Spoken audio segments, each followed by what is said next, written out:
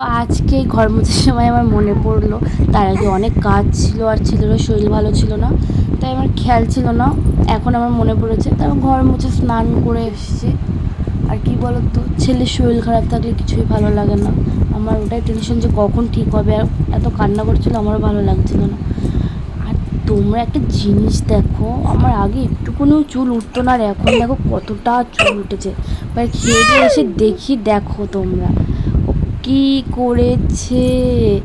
ও একটা কুমকুম ছিল টিপ পরা, সেই কুমকুমটা দিয়ে সব জায়গায় মেখে কি করেছে দেখো।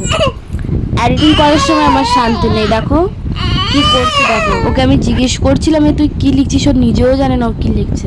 তাই আমি ওকে বলছিলাম যে তুই কাকের ঠ্যাং আর হাতির ঠ্যাং লিখছিস। সবাই আমরা এখন এডিটিং করব, তারপরে ভিডিও ছাড়বো। তোমরা সবাই সাবস্ক্রাইব করে দেবে, লাইক করে দেবে।